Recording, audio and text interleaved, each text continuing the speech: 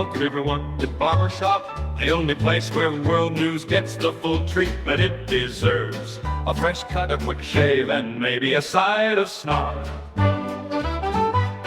Welcome in, everybody, to another deep dive. And today we are looking at the wonderfully weird world of impractical gadgets. Sounds fun. Yeah, so we've got a couple articles here from engadgetandrobots.net. And these are all about the latest and greatest, maybe just latest tech from CES. Okay. And some of these inventions are solving problems that, well, nobody really has.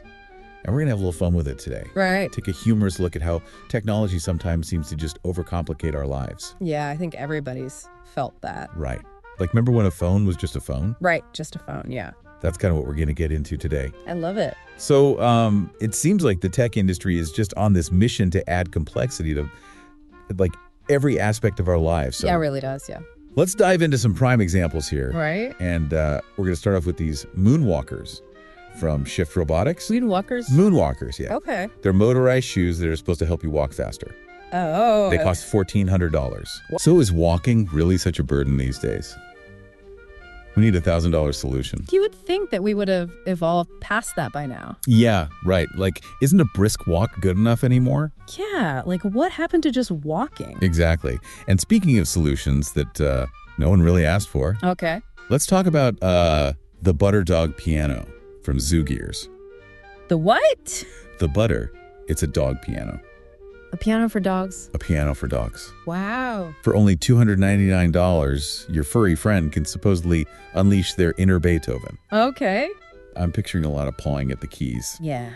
Maybe a mournful howl thrown in for good measure. Right. But seriously, do dogs even have, like, the dexterity to play the piano? I mean, I don't think so, no? Much less the desire. Yeah, I don't think they care. I think we're projecting our own human desires onto them. I think so too. I think it's just like because we enjoy music, we think that they must enjoy it too. Right. But I've never seen a dog like tapping its paw to the beat. Right, exactly. Or like whining along. And while we're on the subject of over-the-top pet tech, Okay. have you seen this flappy AI cat door? I have not. What is that? So it uses facial recognition to let your cat in and out. Wow, for a cat. Their cat, yeah. So like, is it a security concern thing? Yeah, that's what I was wondering. Like, is it trying to prevent stray cats from getting in? Or are we just like over-engineering a simple cat door? Yeah, I mean, we already have cat doors that work pretty well. Yeah, exactly. Like, what's next? Fingerprint scanning for our goldfish. Right, exactly. But okay, those are just kind of warm-up acts. So All right. let's move on to some gadgets from CES that really made us scratch our heads. Let's do it. First up, we have AI-powered birding binoculars. Okay. These cost almost $5,000.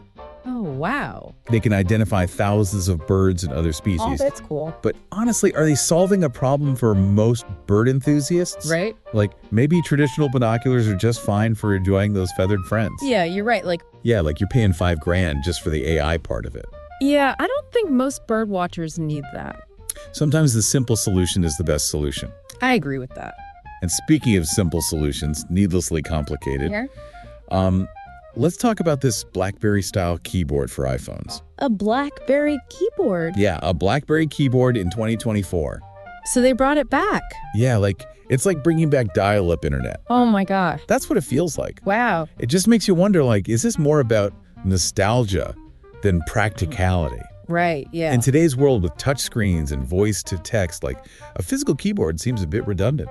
Yeah, it does. Like, is the problem of not having enough screen space on your iPhone really that pressing?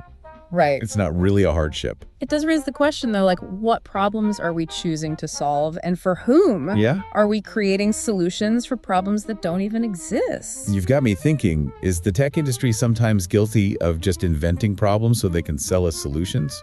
You know, it's certainly a possibility. There's a constant pressure to innovate, be the first to market with the next big thing. Right. But sometimes that drive to innovate leads to products that are more about novelty than necessity. That's true. Yeah, it's like we're so focused on what's next, we forget to ask, do we really need this? Right. Like, for example, there's this technology sound drive. Yeah. And it adjusts your music based on, like, your driving cadence and energy. Okay. It sounds kind of cool at first, Yeah. but then you start to think about like the potential for distraction. Right. Yeah. It's like imagine driving down the highway, right? Yeah. And suddenly your music shifts from like a calming ballad to like a heavy metal anthem Oh, God. because you accelerate a little too quickly. Right. It's just a recipe for sensory overload. Yeah. Potentially dangerous. Yeah, definitely. Speaking of potentially dangerous situations, Yeah. let's talk about this Volkswagen car assistant powered by ChatGPT. Okay. Yeah. I'm all for smarter car assistants, Yeah, me too. but apparently one of its features is telling random dinosaur stories during your commute. Wait, really? Yeah. Like, who needs a T-Rex origin story while navigating rush hour traffic? I don't know. Seems a little much. It just seems like adding complexity where simplicity would do. Yeah. A good car assistant should give you like helpful information and assistance, Right. but not distract you. Yeah, we're bombarded with enough stimuli while we're driving. Right, exactly. Like, we don't need more. And while we're on the subject of attention-grabbing gadgets, Okay. let's talk about one-by-one headphones. And these are headphones designed specifically for dogs to play relaxing music. Oh. Do our canine companions really need curated playlists for their well-being? I mean, dogs experience the world through their senses of smell and hearing far more than through sound. Okay. So I would say probably a walk in the park with all the natural sounds and smells is more enriching for a dog than a pair of headphones. Okay, that's a good point. Yeah. And our final act of technological overreach, we have the voice-activated bee seat.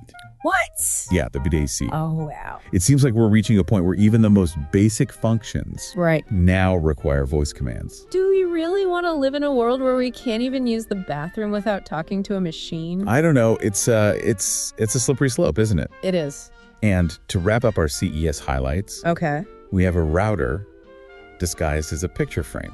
A router Yeah. disguised as a picture frame. Yeah. I have to give them points for creativity, but is this really solving a problem? I mean, it's solving the problem of unsightly routers. Okay. But it also raises the question, like, are we prioritizing aesthetics over functionality? Yeah. What if this picture frame router doesn't perform as well as a traditional model? Yeah. Good point. You know, this deep dive has really made me think about our relationship with technology. You too. Yeah. I think it's important to remember that technology is a tool, Okay. and like any tool, it can be used for good or for, Right. let's just say, not so good. Exactly. And sometimes the best way to use technology is to simply step away from it. Yeah. Put down the phone, turn off the notifications, Yeah. and go for a walk. Take your dog for a walk. Yeah, no headphones required. No, that's a solution I can get behind. This deep dive has been a real eye-opener. Yeah, it has. It's clear that the tech industry sometimes just goes a bit overboard in its quest for innovation.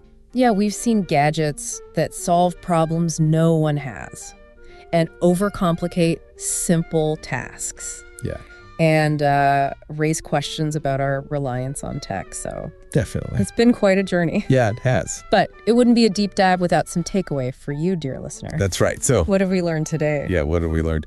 I think maybe the most important takeaway here is don't be afraid to question the technology that you're bringing into your life. Yeah. Ask yourself, does this actually solve a problem I have? Right. Does it make my life easier, more enjoyable? Or is it just another shiny distraction? I like that, yeah. Yeah, it's easy to get caught up in the hype of the next big thing. Right. But sometimes the simplest solutions are the best. Right. Maybe instead of buying those AI-powered binoculars, Yeah. we should just grab a pair of traditional ones, head outside, Yeah. and actually listen to the birds sing. Absolutely. Sometimes disconnecting from the digital world and reconnecting with the natural world is the most innovative thing you can do. Well said. Thank you.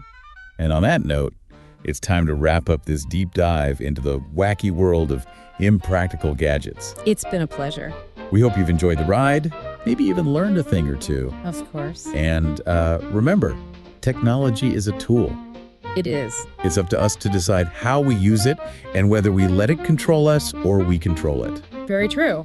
Now, if you'll, excuse me, I'm going to go put on my most comfortable shoes, leave my phone at home, and take a nice long walk in the park. I think I might do the same. All right, sounds good. And to our listeners, thanks for joining us. Yes, thank you. We'll see you next time for another fascinating deep dive.